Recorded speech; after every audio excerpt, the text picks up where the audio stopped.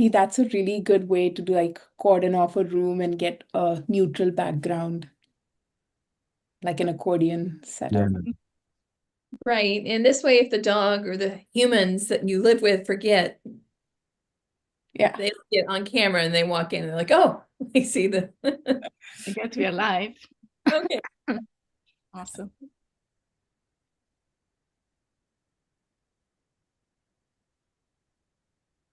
we are live. We're live. We're live. Got it. Okay, awesome. Welcome, everyone. I have two wonderful guests here with me, two dear friends, Casti and Lee. So happy to have you both. And I'll just briefly introduce them, and then, as always, we will get back into a conversation. But before that, I think I have something in the background that's beeping, and we're going to put that off. Okay, so let's start. Like, first of all, I'm so happy to have both of you. I feel like we haven't chatted in a while, and so this is a great excuse for us to connect, and I always appreciate that. Um, I'll start by introducing Casti. Casti has been practicing and teaching the sky practice for the last 17 years. She's also a teacher trainer and teaches and trains teachers in teaching meditation and breathing programs through the Art of Living Foundation. She is an SVP at Bank of America, and I believe she is on the forefront of determining how AI is going to change banking for all of us. Very exciting. Um, I think what I am just amazed at looking at Casti and having her as a friend is that not only she has this successful career in banking, but she has been recognized not once, but twice by the President of the United States for her contributions to the community through her volunteer work. I mean, that to me is phenomenal how she's able to pull both of those off at the same time. Um, our other guest here today is Thank you. Just want to say thank you. That was a beautiful introduction. Thank you. thanks for being here, Casti. Our second guest here today is Lee, also a very dear friend. Hi, Lee, welcome. And Lee's story also like amazes me. Like she spent over 15 years in a career in high tech and then basically like transformed her career completely into the space of mental health. Like so inspiring. And right now she's doing her Master's of Social Work at San Jose State University. And in her sort of new career, she spends a lot of time at, some of the hospitals that you and I might visit, like El Camino Hospital or Kaiser, and she teaches breathwork and meditation to some of the folks and the populations that need it the most. And I remember when we were chatting earlier, Lee, you mentioned that some of the recent work you're doing is with women who are suffering from postpartum depression. So I'm just so like inspired hearing your transformation journey or your second career journey, so to say. But welcome. It's wonderful to have you both. Thank you. Happy to be here. Yeah. Okay, so I'm hoping this is going to be like free flowing, but I'll kick it off with like maybe a question for each of you. Casti, I'll just go to you first. And my question to you is why? Like, why do you do this? You have such a successful career, and I'm sure you have plenty to do. Like, it's not like you have extra hours in the day, right? Yet you have made it a priority to give back to community. Yet you have made it a priority to teach these breathing and meditation programs and commit yourself um, to your community to making this world better. And I'm just so curious to understand, like, why do you do this? That's a great question. I guess it all started because whatever I'm teaching right now really, really impacted me. I don't know, it was 22 years ago. And I was really at the bottom, I was going through a very tough relationship. And that really broke me down. So I was looking for solutions. And I stumbled upon um, this advice from a very good friend of mine who did this program, the Part One Art of Living Part One program. And I saw the change in him. Like in 6 months, he was dropped, he quit alcohol, he become more, positive. He used to have a lot of depression. And I was now at the bottom. So it's like, okay, I'm going to try everything. And yoga and meditation, breath work was actually very foreign to me. So I was like, okay, I'm going to try.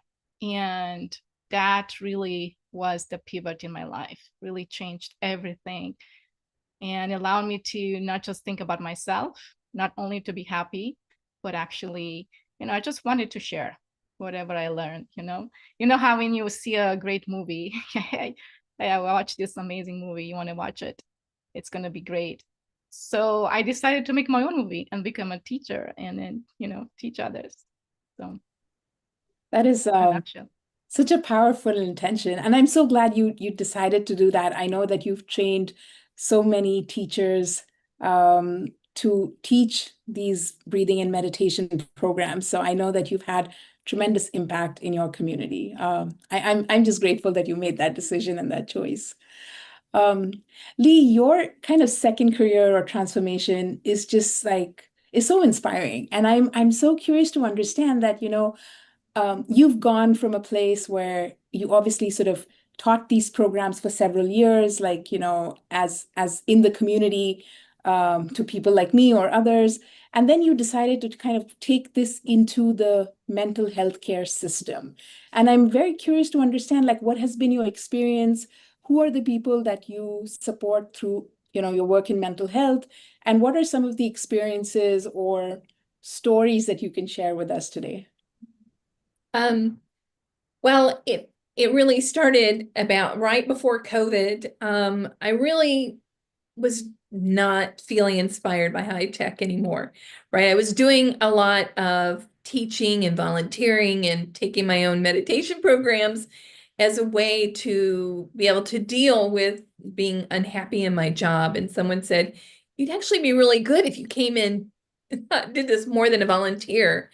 And then I fell in love with working with the general population who is dealing with a lot of anxiety, a lot of stress, a lot of loneliness, a lot of depression, and them wanting to do more. They were thirsty for it, but also they just found, for example, breath work is such an instant relief from somatic symptoms that you might have when you're feeling so uncomfortable, when you're on fire inside. We call that the sympathetic nervous system is just going off and we can't get rest. We can't have a conversation. It's ruining relationships. They're losing jobs. And so it was clear that that community could use more. But in order to do more and jump into that community deeper, I needed to get the credentials. And so I will graduate in May with a master's in social work and am already working in mental health communities. And my plan is to work in public behavior health. And I think a story is just on Friday, I was working with one patient who was feeling a lot of anxiety at the moment and was feeling really tight in the chest and couldn't get the breath to move out of her chest, right? You could see her, she'd take a deep breath and she couldn't even take a deep breath. And so just 10 minutes of working with her and opening that up, she started suddenly suppressing yawns. And I'm like, no, don't suppress the yawns. That is your brain, you're starting to now move into tired because you've been burning through so much cortisol all day long, right? We need to, the best compliment you can give me is to relax and feel that sleepiness.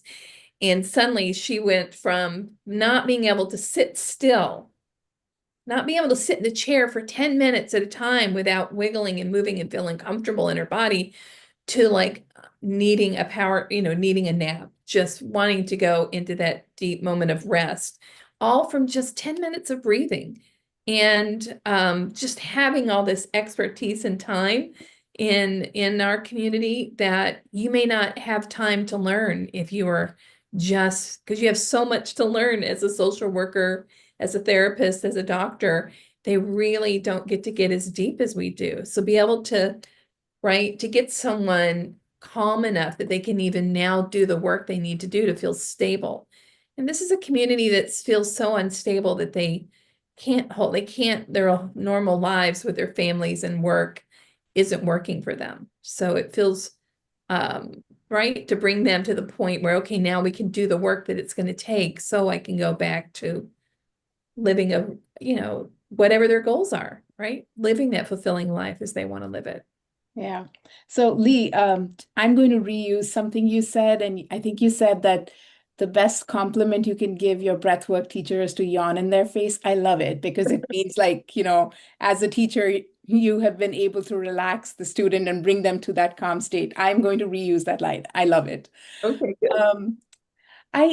What I'm hearing both of you, and I think what I'm taking away, and maybe some of our listeners are also kind of like pulling away from this is these breathing techniques work for people who are in different stages of their life. I think, Lee, what I'm taking away from you are people who might be experiencing more acute symptoms of either anxiety or depression or some sort of mental stress, find benefit. And Casti, what I took away from your story is people who are just kind of dealing with life and maybe finding it a little bit hard at that moment because of a heartbreak or something, and just need some extra TLC, also find value. So it's fascinating to hear how these techniques, this breath work, the meditation, applies no matter who you are, where you are, and what you're going through. And that has also been my personal sort of experience and journey.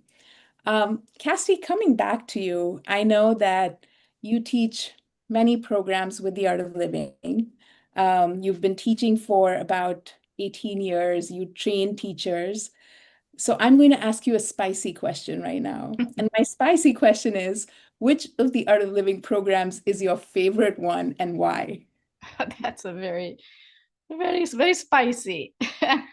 And I cannot handle spice too well. So we'll see. Yeah, that's a good question. So I think two of my favorite programs are the Art of Living Part 2. And testimony to that, I've done more than 64. I make sure I do at least 2 or 3 a year. And yeah, teaching, training other teachers, that's another one. And I would say, even, to your earlier point, even now I'm very content, I don't feel like I have big problems in my life. I feel like I have the resilience now, to go through whatever life throws at me. But at the same time, I still do the programs, every day, because life throws at you every moment something comes up, so just embracing this uncertainty, it gives me that resilience, to face whatever comes my way. So that's why I do, for example, the Art of Living Part 2 at least twice a year. It's like a real vacation for me, really, really the real vacation, because I can literally tune out all the responsibilities I have. And I can really go inwards, so that really gives me the foundation to really know who I am. And then the second one is I think that's the highlight for me, the Art of Living Part 2. And the second one is the teacher training. And that the reason is because I've seen the transformation. It's just incredible. And I would call the one word I would describe that is intensity. It's intensity to really go inward. And then whatever I would say labels you accumulated, throughout your life, like, oh, I am not good enough, or I'm not, many people can relate to this, there's so much pressure in the society, isn't it?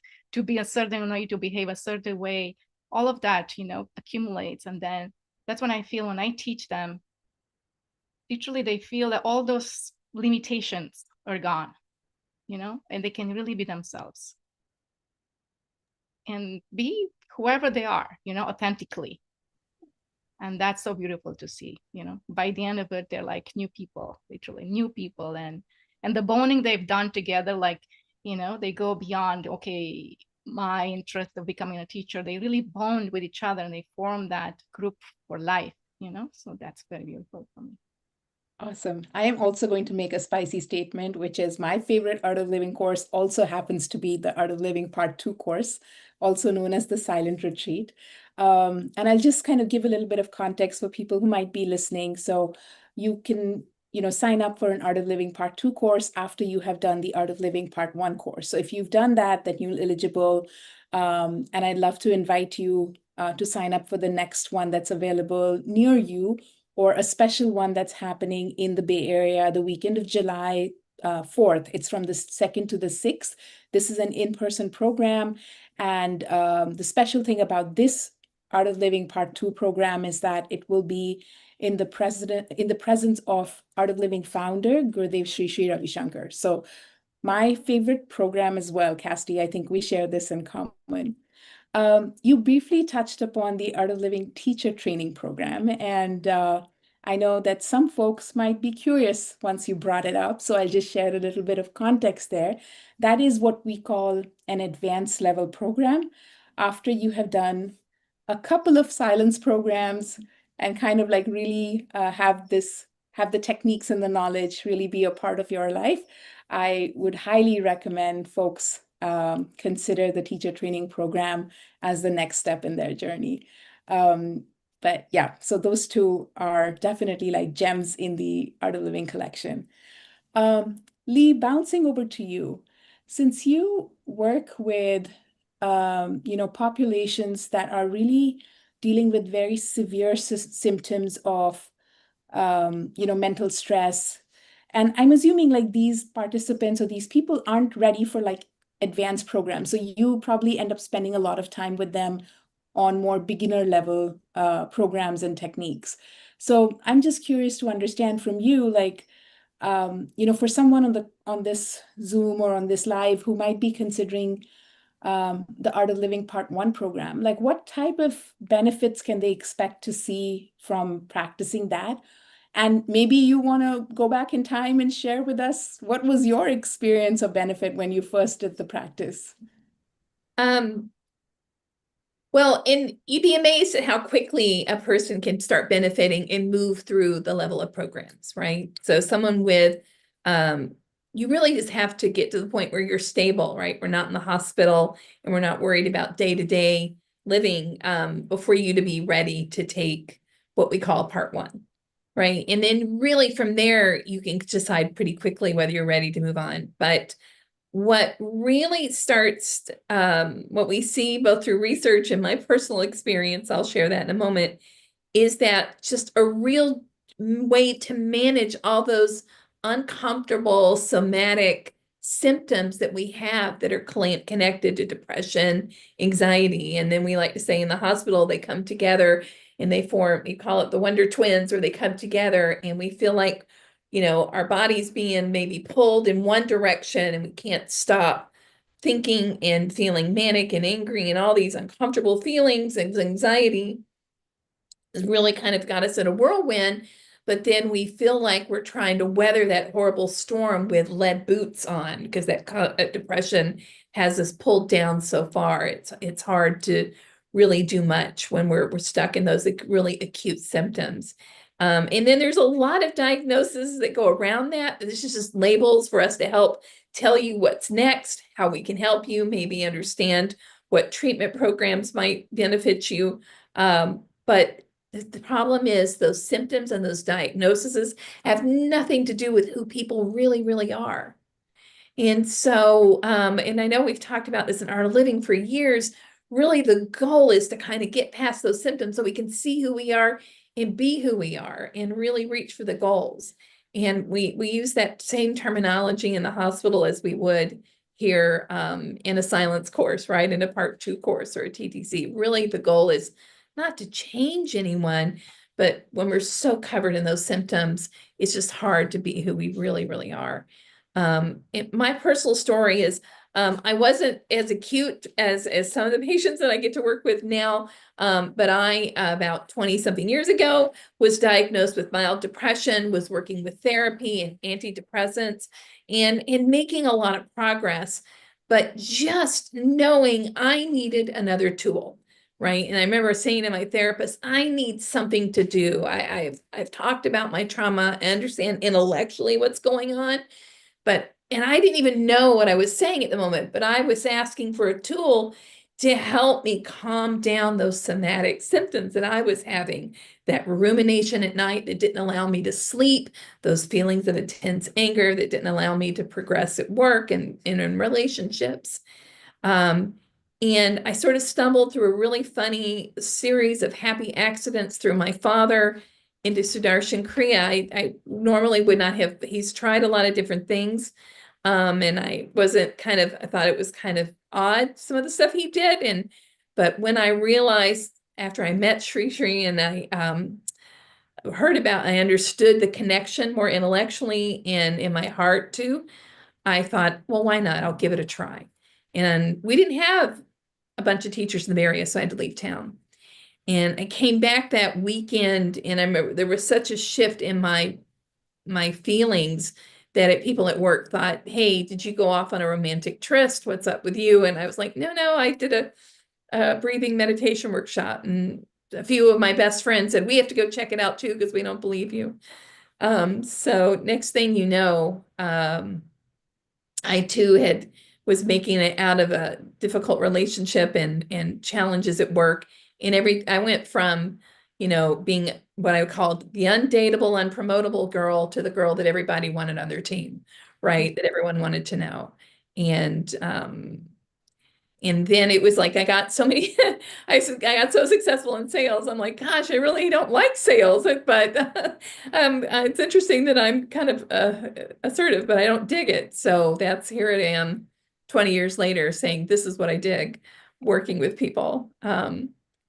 And so there's my story and that story all wrapped up in one.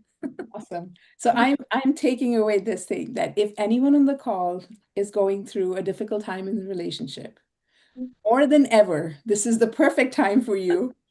Take the Art of Living Part 1 course. Seems like both Casti and Lee ended up taking their first Art of Living Part 1 course at a time where they were having some challenge with relationships. And here they are, 20 years later, 18 years later, as very senior teacher trainers and instructors within the Art of Living. So if you find yourself in that spot, consider that a sign and a perfect time. But I can bet, any challenge you can go through. I've seen people going through any kind of possible, situation in their life, and it helped. It helped. Yeah.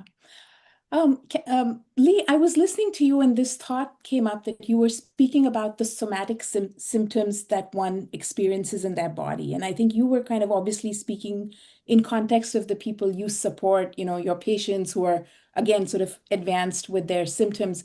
But when we translate those symptoms into like day-to-day things that people experience, I interpreted that as too many thoughts in my head, worrying, kind of that feeling in my stomach that things like doesn't feel good, like, that pit that doesn't feel good. Or at least in my case, like not falling asleep and then picking up Instagram and scrolling. Like, is this how you translate what you said in like mental health speak to English, or are there different symptoms, or is there different behaviors that that Sudarshan Kriya and the Art of Living Part 1 can help with? Yeah, well, a lot of it we were describing are those physical symptoms that are connected with stress, anxiety, when we don't feel good, right? We don't feel good emotionally. And the challenge in life is that you're really good at recognizing those symptoms when you're physically unwell, right? We say anyone, how do you know you're about to get a bad cold? They say, oh, I get a runny nose, I get a headache, I get a sore throat.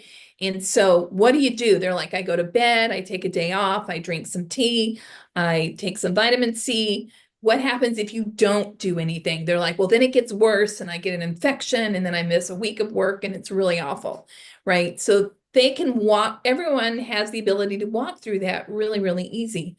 We're not so good at recognizing these symptoms for ourselves when it's leading us into emotional difficulty, right? We don't connect the fact that I'm struggling with anxiety, stress, depression, and maybe that's connected to why I can't sleep, why I'm not able to have enough energy to exercise or spend time doing the things I love doing, or get along with anyone at work or in my home.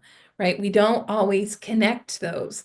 And so what Sudarshan Kriya helps with a lot of people is it settle those giant symptoms down so we can start to make those connections and then take care of ourselves wherever we need to, right? If you're mild depression, then in my case, pretty soon the therapist was like, I think you're doing better with this. I don't think we need to meet anymore. And my doctor says, if you want to titrate off the medications because you're having those side effects, let's see if that'll work for you. And next thing you know, I'm dealing with my anxiety, stress, and depression symptoms using these other kind of tools that are free and no side effects, right? And so now this doesn't mean that everyone who has those side effects has medicine can stop taking whatever medications they need to take. But if we can improve our somatic symptoms, it will certainly make regulating ourselves and knowing when we need more help in those cases for acute patients more readily available to them, that awareness. Awesome. I love that. And just to kind of wrap this up, so Lee mentioned a couple of times about the Sudarshan Kriya, which is a breathing technique that everyone here can experience and learn on the Art of Living Part 1 course. And you also learn a go home or take home practice so that you can practice it independently every single day. And across the world, Art of Living hosts sort of follow-ups and has a community where you can connect with. So once again, if you haven't experienced the Art of Living Part 1 course, I invite you to go to your browser right now, look up artofliving.org.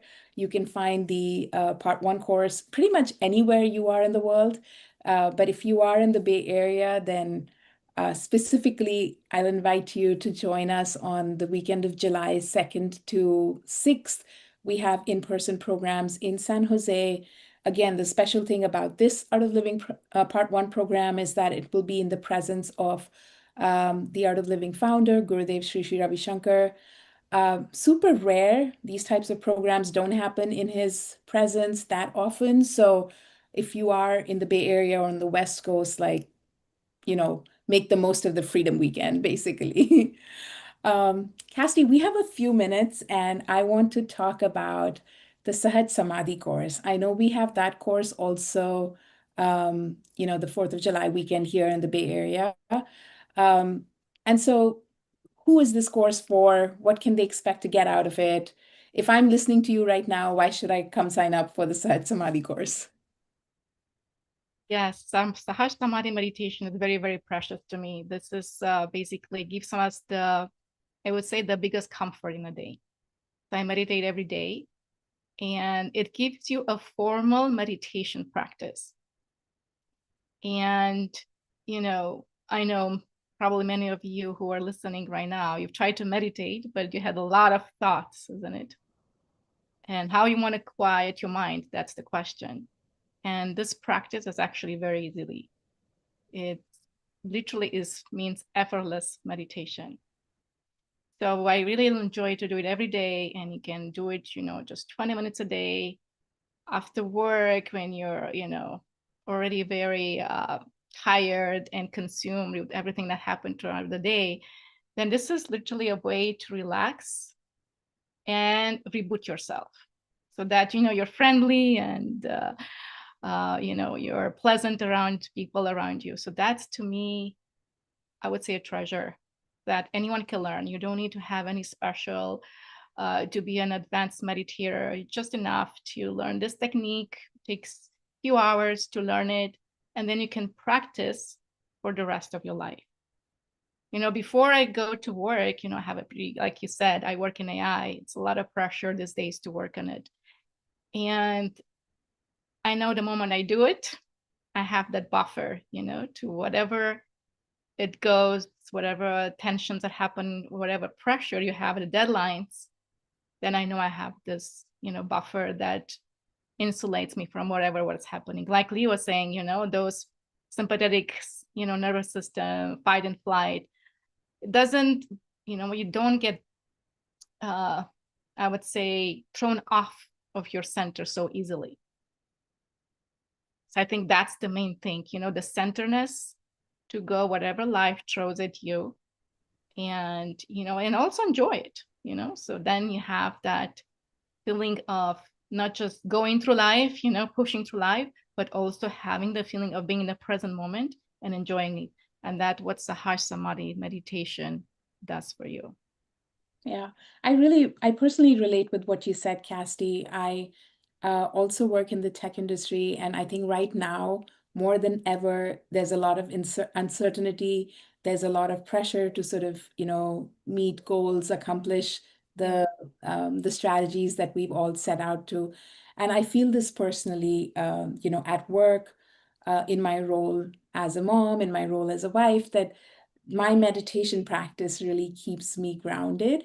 And it's that one gets thrown off less than otherwise, but also if you get thrown off, like, come back faster. And with because what happens when we get thrown off is it leads to collateral damage around us, right? You get angry and you use words that you never intended to use. You get anxious and you make decisions you never intended to make. And that's what I call collateral damage. So this practice of meditation, it makes sure that I don't go off my center as often. And if I do, then I come back quickly. So there's less damage. Lee, you went off mute. Did you want to say something to that? Okay. We're almost at time, but there's one other last thing I wanted to sort of just kind of highlight about this upcoming weekend of programs that is happening in the presence of Gurudev Shri Ravi Shankar. These are programs for the entire family. So it's not just for you, it's for you, your spouse, your friends, and also kids. There's actually wonderful programs that are age appropriate for kids starting from 5, right up to sort of teenagers, that really take these principles of breath work and meditation and give the tools to kids for what is age appropriate. My own daughter is 10 years old. She was initiated in these techniques when she was 5. And through each age and each milestone, I felt that whatever she has received is very age appropriate, right? It's taught to 5-year-olds in a way that they understand. It's taught to 10-year-olds in a way that they understand. And it's taught to sort of campus kids and college goers in a way that they relate with it. So if you have kids who might also be kind of, dealing with either stress or anxiety or just wanting to sort of push ahead and be their best self in their life, I think this is maybe the best gift as a parent that you can give your child. So make it a family thing, like come, bring your kids, bring your spouse. And there's programs like right from beginner programs to advanced programs, right? The advanced one being the Art of Living Part 2 or the Silence course, and the beginner program being the Art of Living Part 1 course. So Casti, Lee, and I would love to have you there for the weekend. We'd like to invite you. Casti and Lee, anything else you want to share? Maybe a personal story, something like that's, I'll just leave it open. I don't know if something comes up for you. A moment kind of in these 20 years, a personal moment where you have really like looked back and said like, wow, I'm so glad this is a part of my life. Well, I think just to add to that, what you were saying earlier, there are, the thing is, mental and physical health, sometimes we have a big goal, right? We say, hey, I want to lose weight. Hey, I want to be healthier. I want to stop scrolling so much. I want to feel better. Maybe you just want to get a good night's sleep, on average, a good night's sleep every night, most nights. Or we just want to be better at work, right? It doesn't really, you don't have to be acute to see acute, right? You don't have to have post-traumatic stress syndrome to feel like, boy, I could really benefit from these. If I could feel better, I could be better, period. But we also sometimes feel like, well, I'll make time for that when. And the challenge is, the more that we kind of accumulate stress on top, right, the more we feel tired and it's harder to find time when.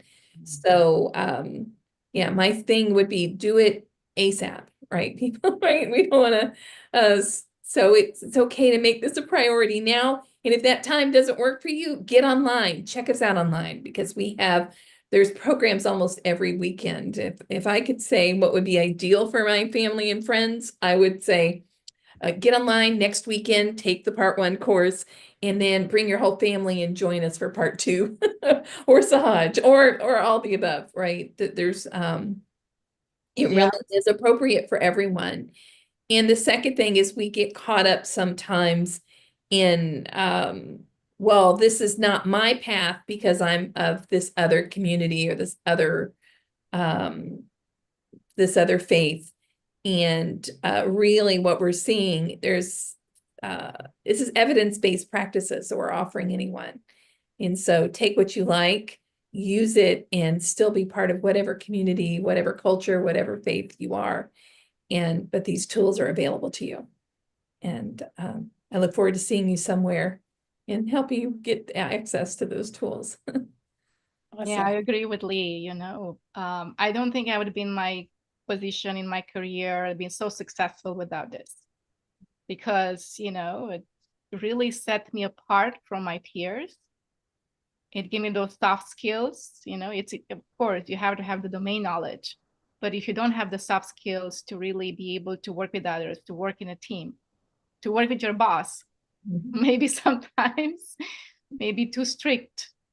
And also the ability, you know, I was just realizing in 20 something years, just being in this job, I would not be where I am without this ability to, I would say, superpower that I got from my practices, which is to be able to focus, like even 5 hours at a stretch. I can really be focused on something and then come up with the right idea and the right solution. And I would say this superpower, anyone can have it. And also to give you the confidence, you know, to really be who you are, especially in your job, is so crucial. And I remember when I started, I could not even say 2 words in a public, in a group setting or anything like that. And you know, I just discovered who I am through these practices. And that's the solid foundation that give me the career I have today, and anyone can have it. Awesome. Thank you so much, Casti. Thanks, Lee. It was wonderful to catch up with both of you. I love doing these Sunday evening live sessions because I feel like I get to catch up with so many of my friends after, in some cases, months or years. So I'm just grateful for the opportunity. And I'm hoping that, you know, folks who are listening in also kind of are inspired. And I look forward to seeing some of you, many of you, all of you the weekend of July 4th in the Bay Area. Yeah, awesome.